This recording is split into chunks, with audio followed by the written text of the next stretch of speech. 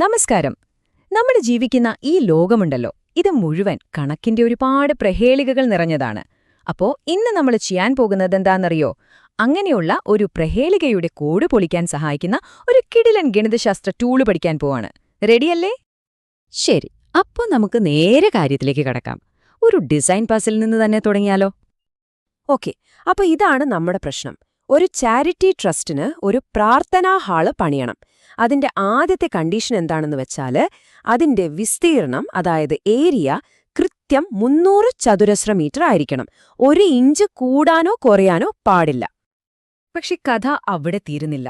അവിടെയാണ് ഒരു ട്വിസ്റ്റ് വരുന്നത്.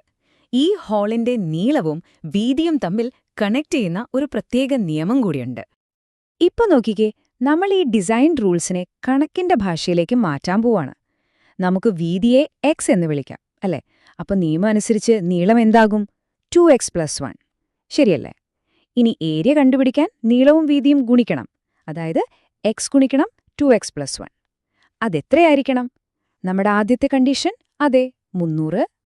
കണ്ടോ, ഇപ്പൊ നമ്മുടെ ആ ഡിസൈൻ പ്രോബ്ലം മുഴുവനായി ഒരു ഗണിതശാസ്ത്ര കോഡായി മാറിയിരിക്കുന്നു.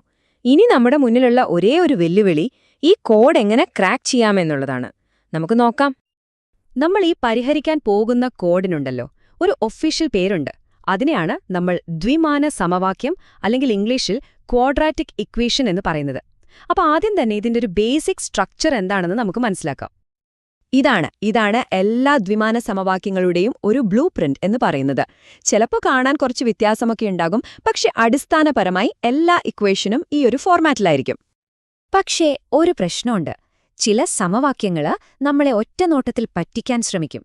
അത് യഥാർത്ഥത്തിൽ എന്താണെന്ന് അറിയണമെങ്കിൽ അതിനെ ആദ്യമൊന്ന് സിംപ്ലിഫൈ ചെയ്യണം, അതായത് ലഘൂകരിക്കണം.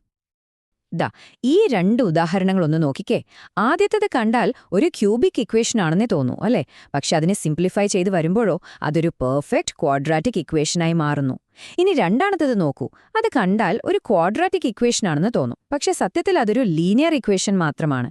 അപ്പൊ എന്താ മനസ്സിലായേ? എപ്പോഴും സിംപ്ലിഫൈ ചെയ്ത് നോക്കിയിട്ടേ ഉറപ്പിക്കാവൂ. ഓക്കെ, അപ്പൊ ഈ കോഡ് പൊളിക്കാനുള്ള നമ്മുടെ ആദ്യത്തെ ആയുധം നമുക്ക് പരിചയപ്പെടാം. ഇതിന്റെ പേരാണ് ഫാക്ടറൈസേഷൻ രീതി. ഈ രീതി എങ്ങനെയാണ് വർക്ക് ചെയ്യുന്നത് എന്ന് ശരിക്കും മനസ്സിലാക്കാൻ നമ്മുടെ വലിയ സംഖ്യകളൊക്കെയുള്ള ആ പ്രാർത്ഥനാ ഹാളിന്റെ പ്രോബ്ലത്തിലേക്ക് പോകുന്നതിന് മുൻപ് നമുക്ക് ഈ സിമ്പിളായിട്ടുള്ള ഇക്വേഷൻ വെച്ച് ഒന്ന് പ്രാക്ടീസ് ചെയ്ത് നോക്കാം. ഈ രീതിയുടെ ഏറ്റവും പ്രധാനപ്പെട്ട ഐഡിയ എന്ന് പറയുന്നത് നടുവിലുള്ള ടേം സ്പ്ലിറ്റ് ചെയ്യുക എന്നതാണ്. ഇവിടെ നമ്മൾ -5xനെ -2x, -3x എന്നിങ്ങനെ രണ്ടായിട്ട് മുറിക്കുന്നു. എന്തിനാണെന്നയ്യോ? അങ്ങനെ ചെയ്യുമ്പോൾ നമുക്കിതിനെ 2 ഗ്രൂപ്പുകളായി പിരിക്കാം. എന്നിട്ട് ഓരോ ഗ്രൂപ്പിൽ നിന്നും കോമൺ ആയിട്ടുള്ള കാര്യങ്ങൾ പുറത്തെടുക്കാം. കണ്ടില്ലേ? അവസാനം നമുക്ക് ഭംഗിയായി 2 ബ്രാക്കറ്റുകൾ കിട്ടി. ഇതിന്റെ പിന്നിലുള്ള ലോജിക് വളരെ സിമ്പിളാണ്. 2 സാധനങ്ങൾ തമ്മിൽ ഗുണിക്കുമ്പോൾ ഉത്തരം 0 കിട്ടുന്നുണ്ടെങ്കിൽ അതിലേതെങ്കിലും ഒന്ന് 0 ആയേ പറ്റൂ, അല്ലേ? വേറെ വഴിയില്ലല്ലോ. അപ്പോൾ നമ്മൾ എന്ത് ചെയ്യും? ഓരോ ബ്രാക്കറ്റും 0ന് ഈക്വൽ ആണെന്ന് വെച്ചു നോക്കും. അപ്പോൾ നമുക്ക് എക്സിന് 2 ഉത്തരങ്ങൾ കിട്ടും. അതെ, ഈ ഒരൊറ്റ സമവാക്യത്തിന് 2 ഉത്തരങ്ങൾ സാധ്യമാണ്. ഇനി ഒരു കിടിലൻ ഷോർട്ട്കട്ട് പറഞ്ഞുതരാം. ഒരു ഇക്വേഷൻ മുഴുവനായി സോൾവ് ചെയ്യുന്നതിന് മുൻപ് തന്നെ അതിന്റെ ഉത്തരം എങ്ങനെയുള്ളതായിരിക്കുമെന്ന് പ്രവചിക്കാൻ ഒരു വഴിയുണ്ട്. അതിനെപ്പറ്റി നോക്കാം. നമുക്ക് ഡിസ്ക്രിമിനന്റിനെ പരിചയപ്പെടാം. ഇത് നമ്മുടെ കണക്കിലെ ഒരു ക്രിസ്റ്റൽ ബോൾ പോലെയാണ്. ഒരു ഇക്വേഷൻ സോൾവ് ചെയ്യുന്നതിന് മുമ്പേ തന്നെ അതിന്റെ ഉത്തരം എങ്ങനെയുള്ളതായിരിക്കുമെന്ന് ഇത് നമുക്ക് പറഞ്ഞുതരും. സംഭവം വളരെ സിമ്പിളാണ്. ഡിസ്ക്രിമിനന്റ് ഒരു പോസിറ്റീവ് സംഖ്യയാണെങ്കിൽ നമുക്ക് 2 വ്യത്യസ്ത ഉത്തരങ്ങൾ കിട്ടും. ഇനി അതിന്റെ വില 0 ആണെങ്കിലോ ഒരൊറ്റ ഉത്തരം മാത്രമേ ഉണ്ടാകൂ. നേരെ മറിച്ച് അതൊരു നെഗറ്റീവ് സംഖ്യയാണെങ്കിൽ റിയൽ നമ്പേഴ്സിൽ അതിന് ഉത്തരമേയില്ല. ശരി, ഇപ്പോ നമ്മുടെ കയ്യിൽ ആവശ്യത്തിനുള്ള ടൂൾസൊക്കെയായി നമ്മൾ ആദ്യം തുടങ്ങിയ ആ പ്രാർത്ഥനാ ഹാളിന്റെ പസിൽ സോൾവ് ചെയ്യാൻ സമയമായി. ഓർമ്മയില്ലേ നമ്മുടെ പ്രാർത്ഥനാ ഹാളിന്റെ ഇക്വേഷൻ? ഇതായിരുന്നു നമ്മൾ ക്രാക്ക് ചെയ്യാൻ കാത്തിരുന്ന ആ ഒറിജിനൽ കോഡ്.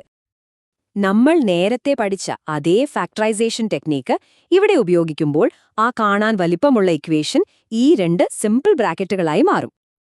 അപ്പോ ഇതിൽ നിന്ന് നമുക്ക് എക്സിന് 2 വാല്യൂസ് കിട്ടും. ഒന്നുകിൽ x 12 ആകാം, അല്ലെങ്കിൽ -12.5 ആകാം. നോക്കൂ, കണക്ക് നമുക്ക് 2 ഉത്തരങ്ങൾ തന്നു. പക്ഷേ ഇവിടെയാണ് നമ്മൾ റിയൽ ലൈഫിനെക്കുറിച്ച് ചിന്തിക്കേണ്ടത്.